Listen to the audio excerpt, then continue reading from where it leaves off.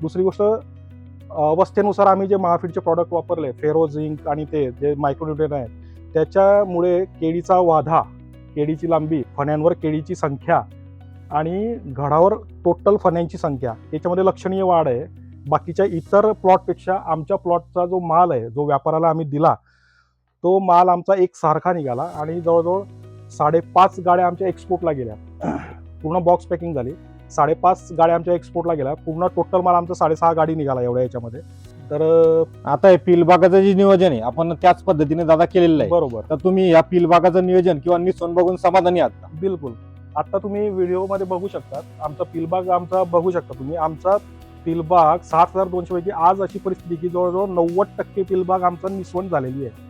Otherwise फील्डबाग, कुणाचे फील्डबाग एवढ्या percent निसवत नाही. कारण 7,200 जर असला तर तुम्ही जास्तीत जास्त 6,000 फील्डबाग पकडून चालता. आजपर्यंतचं आपलं गणित आहे. पण आमच्या प्लॉटमध्ये आज 90% फील्डबागाची निसवण झालेली आहे.